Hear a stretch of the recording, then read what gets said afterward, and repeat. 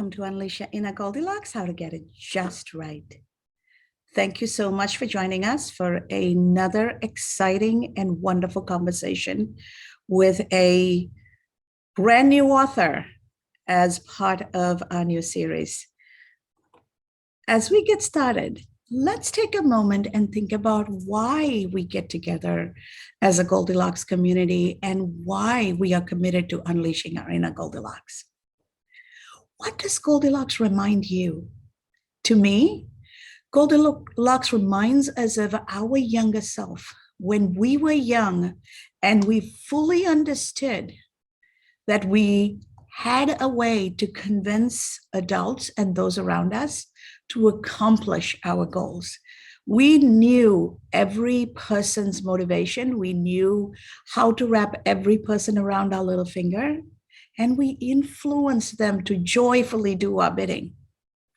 Remember the child in you? If not, remember your own child, your nieces, your nephews, your neighbor's kid. We are all born innately with that charm and ability to see something in others and apply what we are seeing to truly influence them to accomplish something. How did we lose that, and why is it important to recapture that?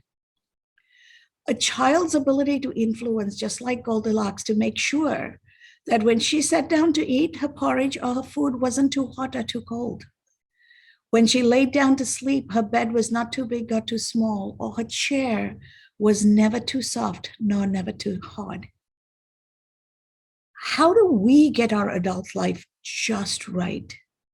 We have aspirations for careers. We are entrepreneurs. We want to get our business growing, thriving. But then why do we show up from a place of what makes sense for us, but never taking a point of centeredness, taking perspective to see how this is going to land on others?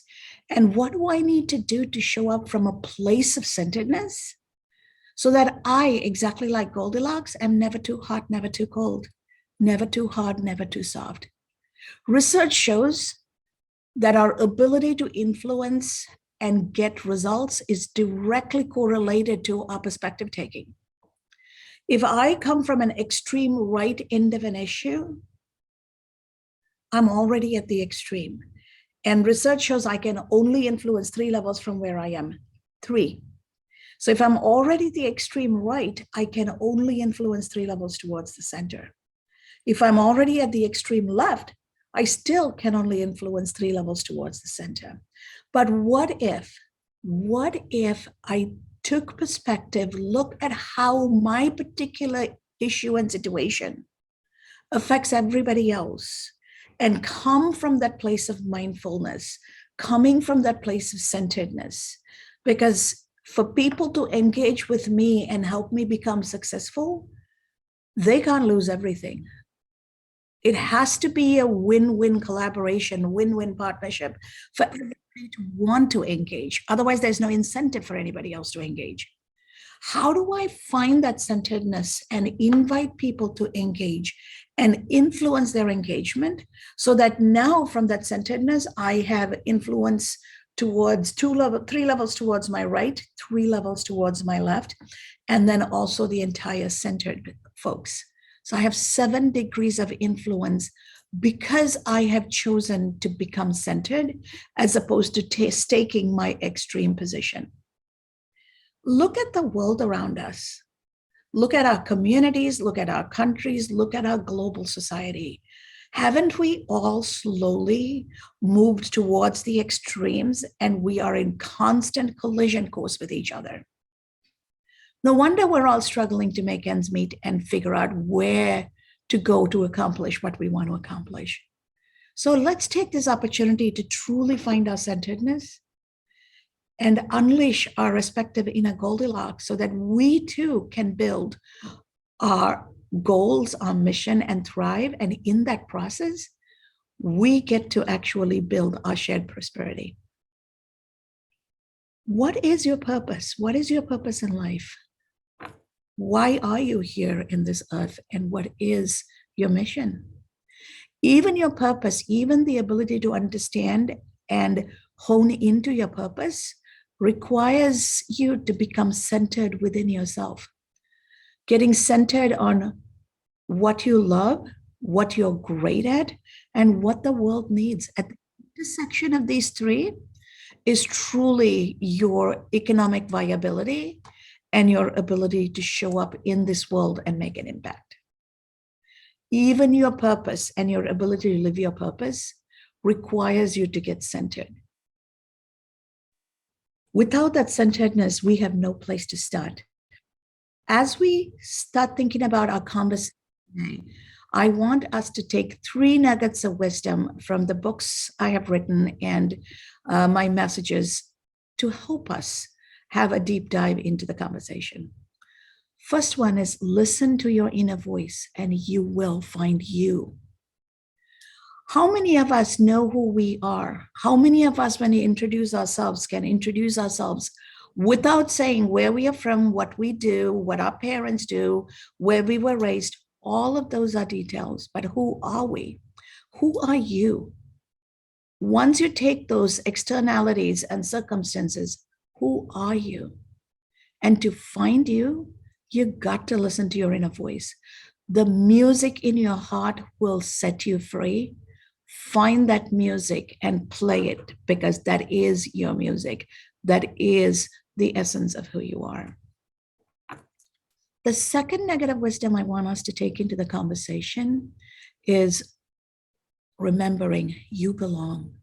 Believe it and shine on. Mind is a very interesting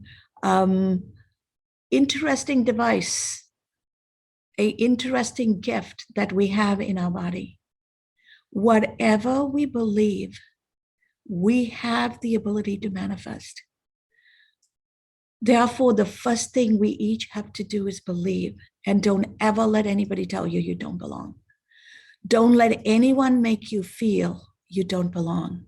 You have the right to be here, just like the stars and the planets. Move at your pace and add your sparkle. You do not have to move at anybody else's pace. You take this journey on your time, at your pace, in a way that's meaningful to you. Remember the moon?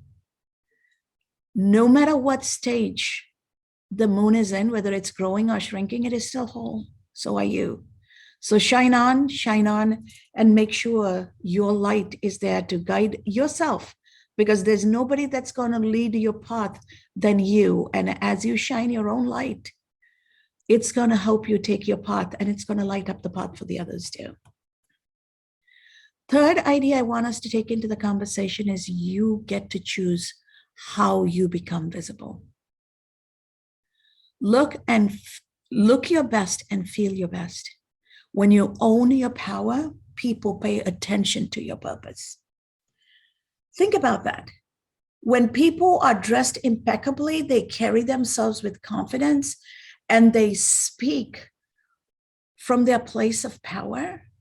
Don't we immediately gravitate towards what they are saying and it resonates for us? It doesn't matter how they show up in the external world in terms of their color, their height, their weight. None of that matters if each of us can show up as the best version of ourselves and own our power and intentionally live our purpose. And that is one of the keys to becoming visible.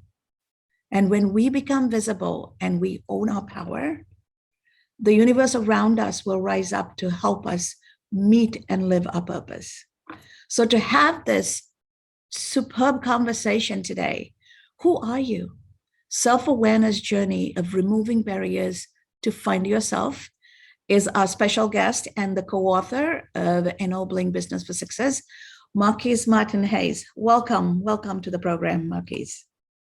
Thank you for having me today, Dr. Cass. I'm so glad to be here amongst the greats in the world, people who are making a difference.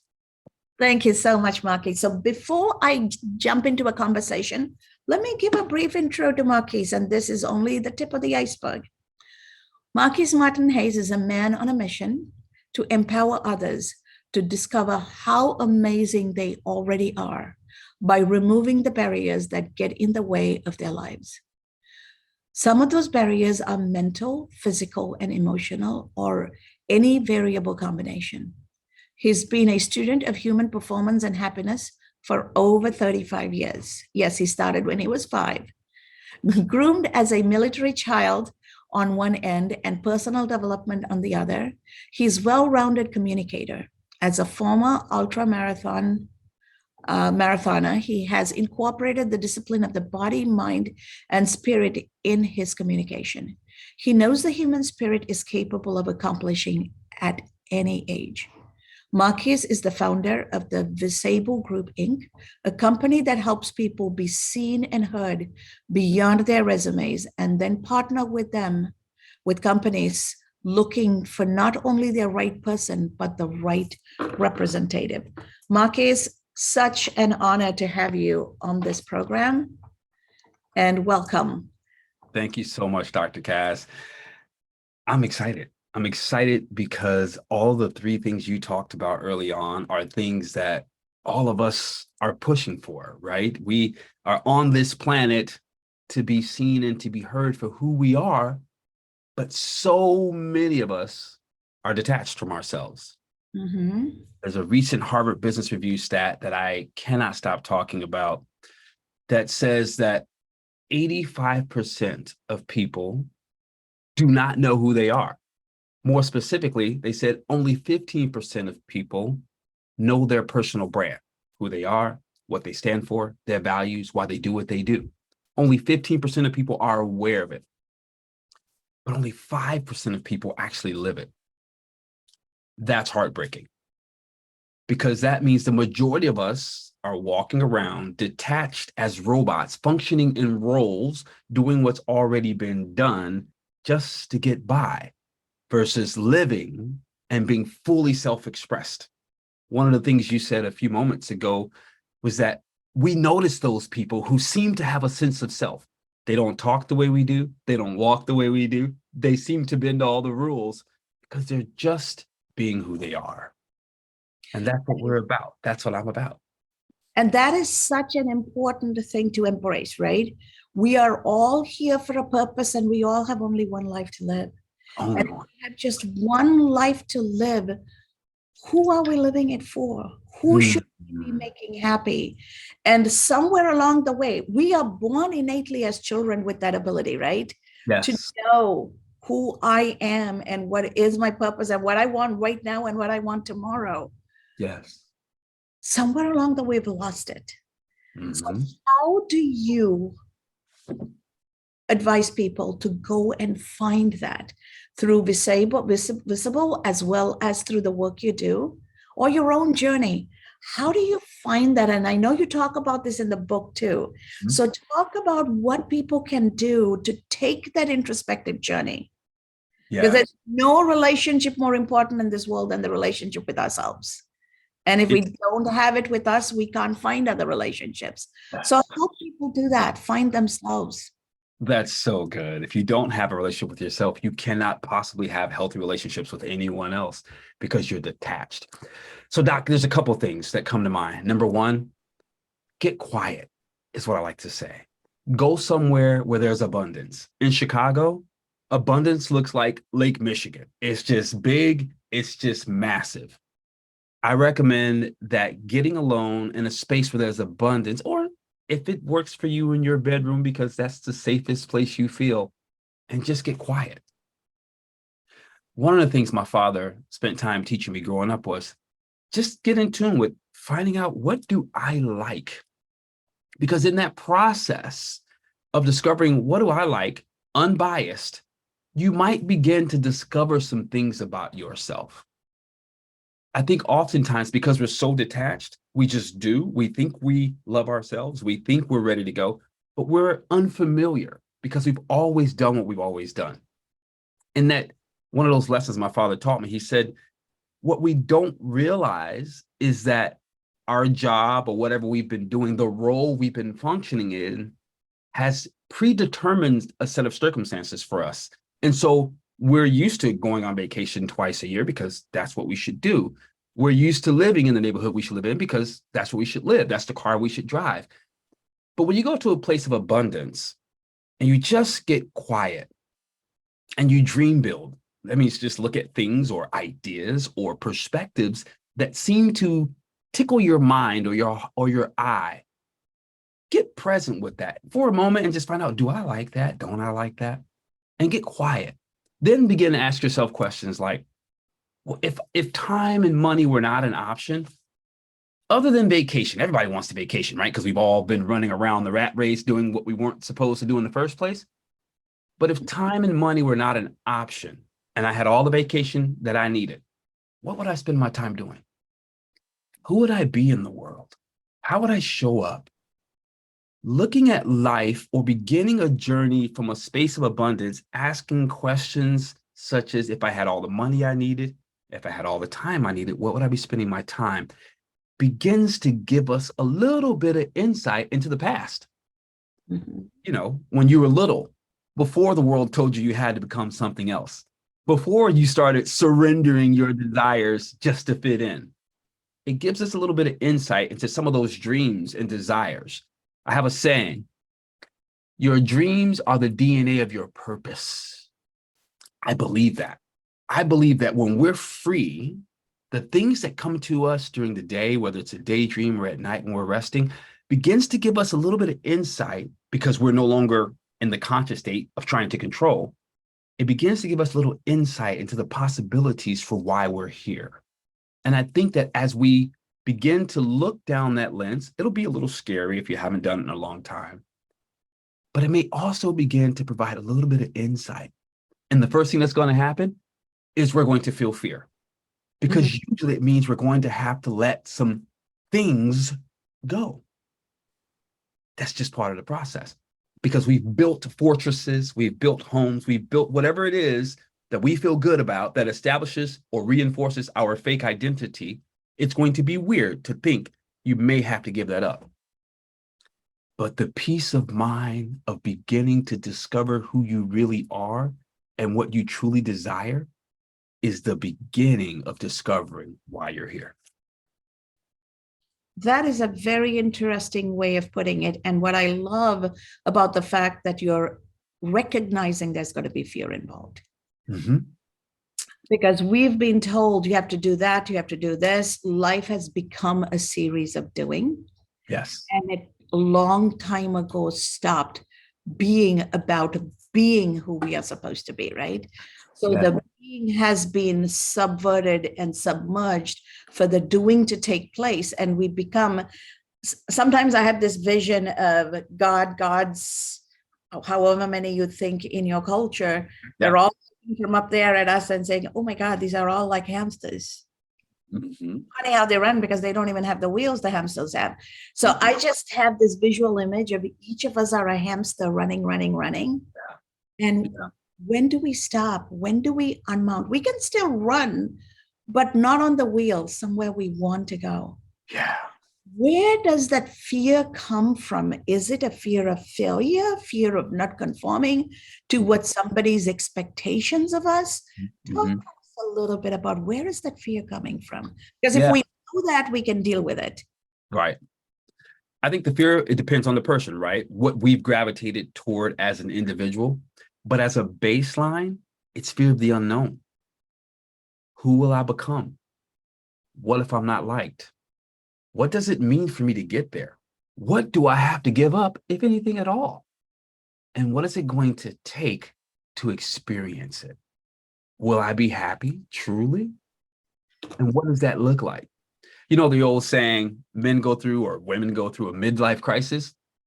I think that's one of those awakenings that happens where the universe is saying, hey, what are you doing? What are you doing? And then, of course, oftentimes we go do the wildest thing that we can imagine because we're trying to find some sense of balance. So we do the opposite extreme. And then we're like picking up pieces and destroying things that didn't necessarily need to be destroyed, but we're finding our way. That fear exists because we just haven't looked in the mirror. One of my mentors, Roosevelt Hunter, just celebrated his 13th year in another planet or transition or whatever, however that works. One of the things he said that was super, super important, I think, growing up was really as you discover yourself, you begin to realize that what you had been doing prior was reading the script that someone else had given you. We Mhm. just read the script. Oh, this is what I'm supposed to do. And then you do it. That fear of having your own script, writing your own script, and then trying to live it is what makes us so uncomfortable because we're so used to not choosing actively. We always choose, but actively choosing that when it's time for us to choose our own script, we don't know if anyone's going to watch. And we're so used to people watching that we all we do is perform.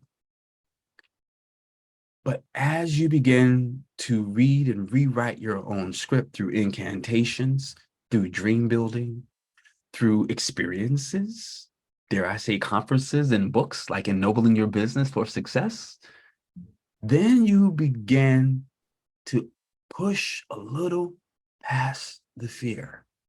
One of the things I always tell people is, look, all you have is right now. I know you can't change everything, but take a step. Because sometimes for us, Dr. Cass, it's a chasm. We've read the other script and been the other character so long, we have no idea who we are. But if we take little steps, if we start to say no to some things, if we start to disassociate with some people, or shall I say, begin to associate with people who can add value to us, then those steps begin like a snowball going down a mountain. If we stay consistent, it'll begin to build over time. But sometimes it's just a little step, but that counts. Absolutely. And I love how you've brought your acting life into this conversation, right? Life is a stage. Yes, it Each of is. us get to choose, are we playing the role somebody else defined for us and Mhm. get typecast for the rest of our lives? Or do I get to reinvent myself and write my own role and evolve? Because I'm a believer, and a lot of times people tell us because certain things happen to us, that is all we are. We Yeah, are not what happened to us.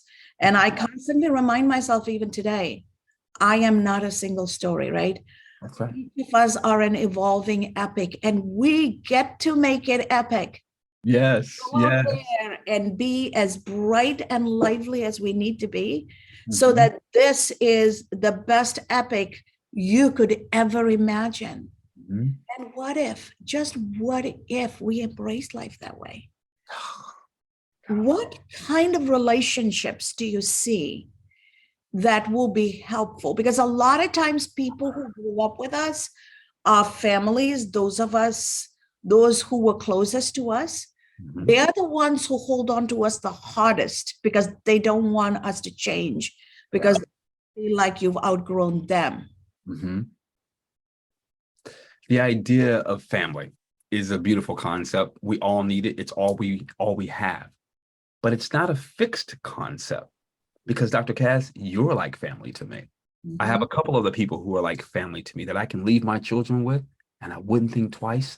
They could leave their family with me. They wouldn't think twice. And so sometimes we have to, being a military kid, it helps, right? I had to move around. I had to adapt, but it forced me to learn that the world's a lot bigger than my four walls. And oftentimes we think all we have is the four walls we live in, or three in some situations, depending on where you live. And that limits our ability to expand. The idea of that limit and pushing past it looks like, who do you admire? What do they do different than you do? What kind of books do they read? How do they spend their time? Those patterns are leaving clues for us. But if all we do is surround ourselves with the same old people we hang out all the time, because that's what we've done all the time, then unfortunately, you're probably not going to discover who you are. It's going to require becoming uncomfortable. If you remember earlier, I said 95% of people don't live or have a clue who they actually are. So 9.5 out of 10 of your friends are doing what you're doing. It's not bad. Yeah. It's just facts. So you have to go find that half a friend and find out what they're doing just a little bit different and start to glean from it. Start to find out more. You know, it's interesting. I have a friend, someone really important to me, and I didn't realize this because I grew up in it, but they had never heard of personal development before. Like it just wasn't in the circle of their influence. And I that was so interesting. But you know those books on the shelf or those people who seem to always talk positive, the ones you say that are not being realistic, start to listen, start to ponder, start to just say, well, what if they are a little bit right? And begin to think about those thoughts and ask yourself, is what I'm defending helping me grow? Or should I try something else and see if I'll grow? It's one of my favorite phrases that I heard is that when people want to argue for their limitations, there's not much you can do. So in order to grow, you've got to be willing to let go of your fixed idea and just try something new. Trust me, it feels a lot better to realize, oh, I really didn't know everything. And there's a freedom that comes with that. There's a vulnerability that comes with that. And you can keep it in your quiet time. You don't have to tell everyone else, but be with some of those new learnings as you unlearn things you've held on to. And you'll begin to discover, oh, I'm not a far right. I'm not a far left. I'm neither. I'm just a human being trying to find a way to contribute to this life and die with honor. Absolutely. Yeah. And as you're talking, what comes to my mind is the barrier is truly the mindset. Yes. And the glass is half full and half empty, both at the same time, and they're both true. But if I believe my glass is half full, I am happy to invite a few folks over and say, hey, I got a half a glass. Let's make some juice. Let's do something with this and let's share. Yeah. But if my glass is half empty, I'm like, oh, don't come on in because I won't have anything to give you. Oh my God, what if the water runs out? What am I going to do? What am I going to do? And it truly is the mindset. So when the barrier is not physical and it's inside of us, and the solution has to come from inside of us. Yes. There is going to be internal conflict. What advice do you have for folks? We call them negative Nellies. Where I grew up, we called them mothers of sorrows, right? Everything is a bad thing. How does one find the ability to go from glass half empty to glass half full? Because it's that shift that opens up all of those magical doors. Some people are not lucky and other people are not unlucky. Some people have a positive mindset and some people have a negative mindset, right? So how do we get people to that point? Yeah. Dr. Katz, I think that's a really great question. I have a couple different answers. I'm going to go with the first one right here. If how you feel isn't creating where you want to go, you just have to make a decision to try something different. Because if you want to validate your past experience as being the truth, then there's no way you can create a future to live into. Because what's happening is we're taking the past pain, hurt experience, talking about it in the present, but the reality is we're building it into our future as well. Because we're holding on to it instead of letting it be what it is, something that occurred, ED, that no longer exists, that no longer is something we can do about it. And it just is what it was. Analyze where we are now, considering where we want to go. I have a friend, she says, leave it, change it, or love it. It's one of the three options. You're either going to change it, leave it, or love it, but make a decision. Because if you don't, when we don't, then we naturally just hold on to what was. I'm not saying you have to be super positive. I'm just saying if you want to be negative, how's that going for you? What is it continuing to create? What's continuing to show up? Who are you continuing to hang out with? And if that works for you, no problem. But if you really want change, we have to be willing to consider that there might be possibilities that we don't know anything about and then go search for it. Dr. Kaz, we live in a time where the internet, the resources, the videos, the podcasts, if you really, really want it, it's there. And it's free. Most of it's free. Go get it. But I think the difference is, as another friend said, we spend most of our time remembering, not thinking, remembering. When we think, we're creating. When we remember, we're simply recalling what has already happened. And most of us are living in the idea of memory of what was, thinking it's still active. And it's just what it was. We have now, and there's the opportunity to either create something new, something we want to live into, or remember and continue to perpetuate the hamster wheel of the cycle of pain, of discontent, of sadness, of disappointment, or just good enough by reflecting and remembering our past. I'm smiling as you're talking because what comes to my mind is the definition of insanity. Doing the same thing over and over and over again and expecting a different result. Yeah. So research shows that 20% of us are certifiably insane, but by this definition of insanity, sounds like 95% of us are, right? Doing the same thing over and over again, living on that hamster wheel and Yeah. wondering why isn't our life getting any better? Yeah. And so the key is stop and get off the wheel. Now, Yeah. there are those, even when they know what they want, Mm-hmm. and they know they're doing things that are not congruent to who they need to be and what their purpose is. Mm-hmm. Some of the things I've heard people talk about is maybe I'm not good enough, or why should I go out there and put all of this? Why would people want to listen to me? Why am I important? Why? All the self-doubt. Yeah. And even if you tell them, share the ideas, write it down, go and present and talk to people and show them what is possible. Mm-hmm. Why would anybody want to listen to me? Wouldn't it be arrogant of me to go and tell people what to think? No, you're not telling people what to think.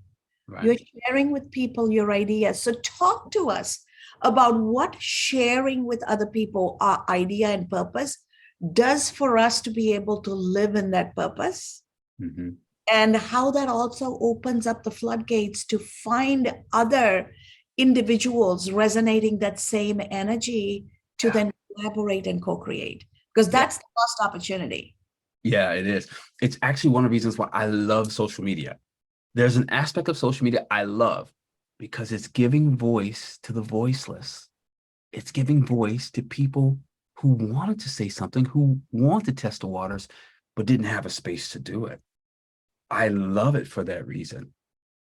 The idea of self-doubt, friends, I lived it the majority of my existence, not thinking I'm good enough. And all I can tell you is what you're already experiencing. It's just pain. At some point, if the story we're telling ourselves is that we're not good enough and we're not able to get past it, that's the time to listen to the script of someone else who does encourage you.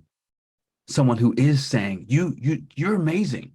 And even though you don't feel it is truth, you hang around that person because their belief in you might be what you need till you start that little seedling within yourself and begin to water it.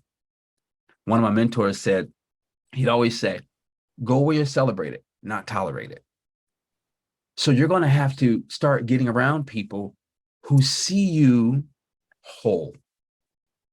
You talked about that in the opening. We're already whole. We're like the moon. Whether there's the fraction or the full moon, or like last night, the incredible super moon, we're still whole. And that's what being visible is all about, helping people understand you're not broken. That's been the script to try to get you to stay within, to keep you from thinking, to keep you from being creative, to keep you from true freedom, true freedom. So beginning to express yourself in whatever medium possible is one of the first steps. You just got to do it. Now, trust me, I understand. Sometimes when I post a video, I want to know how many people watched it or who unfriended me. Whereas that little trick doesn't feel so great, and we all do it as we're going through this journey, we have to understand this. And this is one of my favorite ways to describe it. I'll tell the general way and I'll give a more specific way. The general way is you might just be here for one person. That one person can change the entire world because you actually showed up.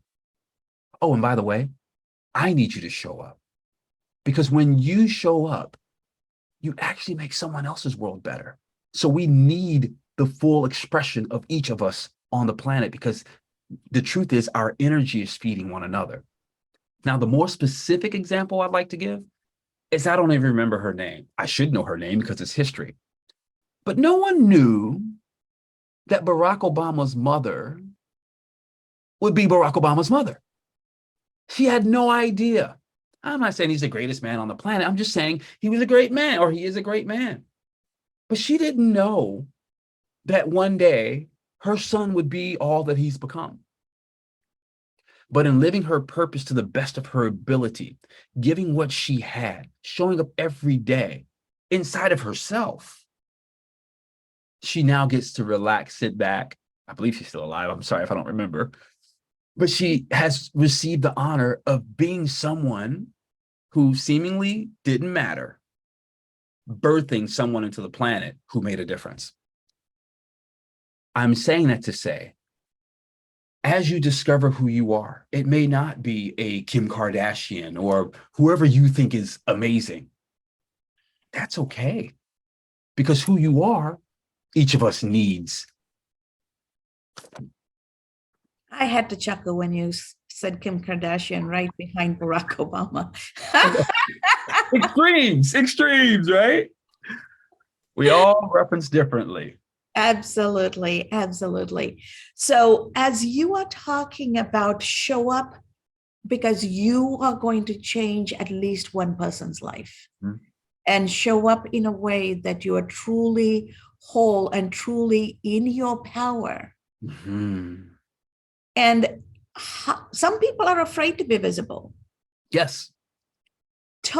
Give us some guidance on what are some of the things individuals can do Mhm. to take baby steps into that world of visibility. Excellent. One of the things that we can do is journal. Now, granted, everyone's not going to see that.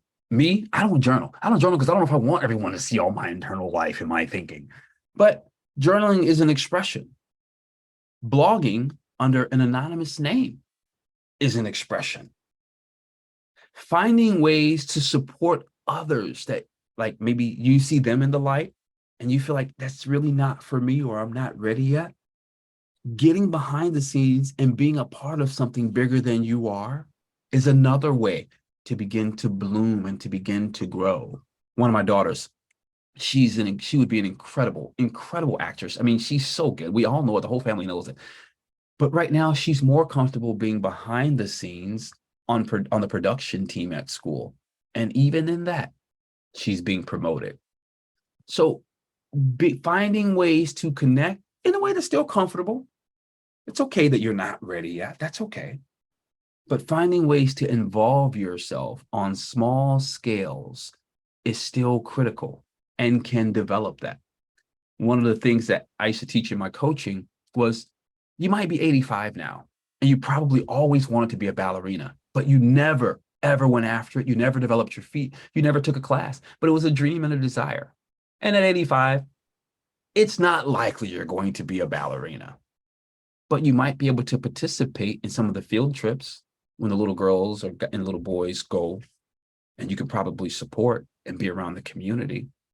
You might be able to just bring snacks, but finding fulfillment or connection to the expression of who you believe you are on any scale begins the journey. We don't have to dive in. I mean, that's one way of doing it, but just getting in the environment. What we'll discover is because we're connected to the energy of who we actually are, it'll start to brew.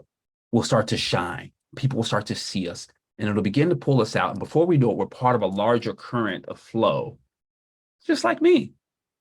Have you seen the other people who wrote in this book? Are you kidding me? But because I just happened to be in a space around other greats like Dr. Kaz, I was being pulled in. and a greater sense of who I am was being called upon to show up. That's what happens when we get around people that are like-minded, and I'm not saying don't be around unlike-minded people, but in terms of our energy and developing and growing it, when we get around that, before long, we begin to breathe normally. We begin to expand. We begin to breathe in sync with that energy because it's a natural part of who we are. Beautifully said. And it's all about taking that baby step, Mm-hmm. surrounding yourself with those positive reinforcements. Yes. Because it's, to me, energy, it can be looked at very much like we associate smell, right? If the place smells good, you're happy to stay. And if it starts stinking, everybody runs away. That's right. We treat the energy levels the same way. Why are we hanging around negative Nellies? Yes. Why are we hanging around folks who are downers, right? Mm-hmm. So keep in mind the energy you surround yourself with is what you're feeding your soul. That is what's feeding your inner self. And then how do we then gravitate towards and stay with that positive energy? And for that, we have to be positive, or all the positive people will move away from us, right? So rule number one in having friends is to be a friend. Same way, if you want to be positive and have positive friends around you, then we need to be positive, right? Yes. So we attract who we are. So we need to change first. Yeah. But what two things you advise people in their journey to become visible so that they can live their purpose? Two things they can do today. Yeah, excellent. First thing I would recommend is write a list of incantations. Write a list of who you believe you are, what you believe your life should look like, and start to read it in the mirror every day.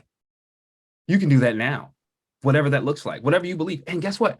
You can change it. Just don't change it when you're afraid. Never change it when you're afraid, because you'll automatically undercut yourself. But get present to it. Write it down. The second thing that you can do that really can begin to help you become more visible, this has been the favorite thing in my life over this last couple years. Start to say yes to yourself. Stop fighting for your limitations. Stop finding excuses about why you can't do. When someone invites you out for an opportunity, say yes. When there's an opportunity to get away for a weekend, say yes. Whether it's a long drive or a flight, say yes. Start to say yes to you. That doesn't mean you always have to say no to someone else, but occasionally it will. But get comfortable being good to you. As you begin to say yes to you, those little desires, you begin to discover, I'm nurturing my soul. And as we nurture our soul, that's how we begin to build the internal fortitude to eventually be seen, to eventually express ourselves, because it's not going to come from the applause of everyone else that's going to finally get us out there. It's going to come from the internal building, the architecture that we build within ourselves that we can then stand on. And so it won't matter how many people clap, because we can show up in fullness from where we are. Beautifully said. Love the two tips. And with that, I am going to open this up, Marquise, for a conversation with our co-authors and our live audience. Awesome. So let's get started. Who wants to go first? We have 10 minutes. So whoever who has a question, go ahead. Go ahead. Oh, go ahead, Lois. So I love the fact that you had your early roots in military bringing up.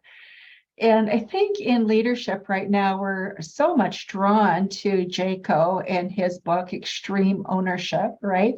Mm-hmm. And so talk a little bit about how that early military background has influenced you, and how it has shaped, because in a sense, you have gone in a very different direction than what Jaco has gone in. And so if you would just share that, please. Yeah, absolutely. So for clarity, my mom was in the military, not me. Okay. Yeah. Okay. I was an 11-year-old kid in Benton Harbor, Michigan, right across the lake from Chicago. My first flight ever was to Germany. Well, New York in between, where we went in a little room because we were so young. I didn't see anything. But when we left the airport off my first flight or connecting flight, it was in Frankfurt, Germany. Here's what happened for me that made my life a little bit different. My four walls of my neighborhood, of my community, were immediately obliterated. They were immediately removed. They were immediately reconstructed. And I was in a foreign country where I got to discover, oh, the world is bigger than what I thought. And in being a part of that, I began to meet other people and realize, oh, there's other ways of doing things, thinking about things, discovering things. And I remember specifically the Polizei, who I never had a problem with. I remember the gummy man coming in our neighborhood. So I think part of what exposure does for us is it gives us view, because we're often limited to what we've seen and heard. But that exposure to other cultures, other experiences, different places, begins to, if we allow it, to open our mind to other possibilities. So yeah, I know Jekyll's got his own thing. I'm a big fan of David Goggins as well. Those guys are extreme at choosing to live. And so I love them both because they expand who I am and how I show up in my life. Got it. Thanks.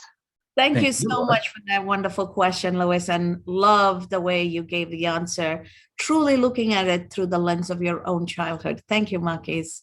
Go ahead, Dr. Bowie. Marquise, Dr. Cass, pleasure to be here this morning here in sunny Florida. Appreciate all the insights and all the little nuggets you're giving, Marquise. And I do agree with you about showing up and making an impact, because for the over 10 years, I've been involved in teaching medical students, but also training young physicians in the field of healthcare. And you do, to this day, I often get letters from doctors been practicing all their over 10 years now, sending letters to me that I made an impact in their life, and it really does make you feel good inside. So I do agree that you can make an impact every day and show up. And to this day, a lot of my advocacy work continues to work with young early careers and training them for the future, what healthcare would look like. Mm-hmm. My advocacy works also tries to educate them about making an impact also. Mm-hmm. And instead of using positional power, we try to I try to teach them about the influential leadership, because a lot of times, doctors, they like to be domain expert and use their domain expertise as a way to persuade others to do certain things. But I say, it's not the best way, but we got to use influential leadership. So I do find that, it does make a difference every day to make an impact and show up. And so keep doing the great work you're doing. And like I said, it's love to have you sometimes, in the future, to be able to speak to, medical students and early career doctors and like I said, making an impact. Hey, Dr. Appreciate your time. Thank you, Dr. Bowie. Planes fly, just say when. But Dr. Bowie, you spoke to something that's so critical. You said, every day you look to make an impact. If we just took the mindset, I remember, Dr. Bowie, I used to have this goal. I literally used to have this goal. I would wake up. When I walked out the house, I had one goal: make somebody smile today. I don't know how, I don't know when, I don't know where, but make somebody smile. The mindset you talked about of walking out every day thinking, somewhere, somehow, I'm going to make an impact. If we just adopted that, it would begin to stimulate the practice within us. And then we begin to see, oh my gosh, I am making a difference. 10 years later, the letters are coming in. And doesn't that feel so good? Oh yeah. I love that you mentioned that. We should all. That is a powerful, it's a high that, like I said, it's hard to replicate. And we expect to get letters, 10 years later from people that you train, that you made an impact in their life and how they think and view the world. you know, it really, it feels good, and there's no replacement for that monetarily. So Mhm. definitely it's a powerful thing, and keep doing what you're doing, and making an impact, and passing that positivity and energy that you do every day. So I appreciate your time. Thank you, sir. Thank you so much, Dr. Bowie. Yep. Thank you for the wonderful share and question, Dr. Bowie. And Marquise, yes, every day matters, every step matters, because ultimately the journey we take starts with a single step and is built by every step we take. So we have time for one more question. Go ahead, Sissy. Hi, Marquise, that was an amazing, I love your little nuggets of wisdom. And one of them really resonated with me. So you talked about not letting fear drive us. And I think, you know, this whole thing about searching inwardly is as you're starting your journey, it's fearful, right? So I think, you know, you did allude to having a safe space, whether it's your family, your dad, your mom, your friends, for somebody who doesn't necessarily have that safe space. Yeah. How do they take the first steps? Oh man, that's so great. Okay, so Susie, without having a safe space, someone to connect with, I love Napoleon Hill, because one of the things he talked about is that he would call on some of the greats who had already passed before him in his meditation time to connect with through reading their works, through listening through their audios, and connecting in that regard. So I don't know how spiritual the audience is or is not, but here's the deal. Through reading books, you can discover who someone is. Through listening, you can discover who someone is. And they don't even have to know who you are. By being in that energy that we talked about earlier, you begin to cycle and recycle and build and etch and cut and refine simply through audio and video tools that are available to us all. Does that answer your question? Absolutely. That gives a lot of hope. Thank you so much. Thank you, Susie. Thank you, Dr. Sissy. Amazing question and wonderful answer. And yes, I have time for one more question. Precious, do you want to add, or Dr. Precious, Nandini, or Wolfgang? Yes. That's funny. Yes, I would like to. Hello to everyone. One of mine is a comment, Marquise. I appreciate, my lighting is off, the love it, leave it. Wait a second. Change it, love it, leave Or it. change it. I thank you for sharing that, because that applies to everything. There's so many things that people have guilt over. You can't do anything about the past. It's just the right now. So the fact that you made this so practical, it's something that we can actually act on. It's not just flowery and lofty. No, it's right here, right now. And I like how you share, because I could ask, but I see how the inclusivity, it's like the greatness everyone can be a part of. Anything you'd like to speak to about the importance of inclusivity when it comes to this? Absolutely. Here's the deal. We need each other. We just don't know it because we've lived so isolated. When we show up, just like Dr. Bowie talked about, he is now etched in the lives of those students and the patients they'll touch and the students they might teach. We're so interconnected. And until we release the idea that we're not, we will always struggle for our differences. And our differences will only continue to divide us. It doesn't mean that our differences shouldn't be honored, because they should be, but only in the context of how they add value. If we're looking to defend our differences to protect us, we'll miss the interdependence, the interconnectedness that we were all placed here with. As we embrace it, we all begin to fuel one another's fire. And that's how the world changes. That's how communities get better. That's how families heal. Thank you so much. I'm glad I asked. Thank you. You're so welcome, Precious. Thank you. Thank you, Precious, for that good question about inclusion. And Mark is totally right. We need each other. My mind goes to two images. If everybody just played the guitar, we can't have a symphony or a band. That's right. All the instruments. And if we had only one kind of plant, we don't have a garden, right? So to enjoy something for ourselves, how do we create the symphony? How do we build a garden? It's going to take all of us. Yes. It's going to take our differences, but our differences are only slightly off from one another because fundamentally we're all human. So what unites us is more than 75%. And let's celebrate what is special of each other instead of saying what is different from each other, right? Yes. Yes. I love, that's another one of those benefits of being a military child. Where are you from? Tell me about it. I want to know where your parents from. People are like, hey, I'm serious. I want to know because I'm intrigued. Just being willing to be open and be like children once again. Being adults is like the worst thing ever because we forget how to play. We forget to forgive. We forget to relax.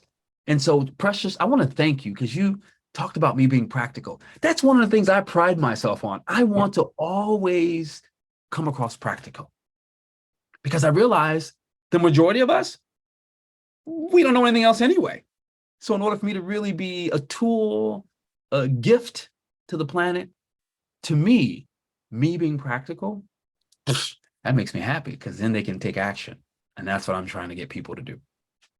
Beautiful. Couldn't have said it better. So how can people get in touch with you? How can they find you? How can they find the Visible Group? How can they engage with you?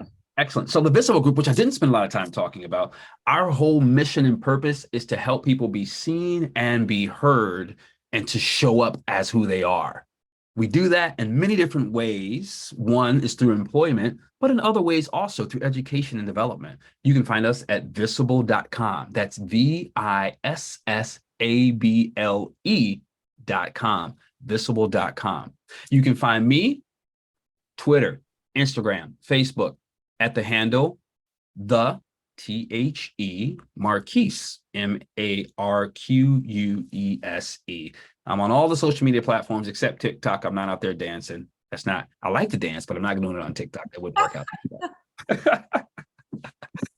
And if you like email, you can reach me via email. Oh, of course, I'm on LinkedIn under Marquise Martin Hayes, just like it's spelled on the screen.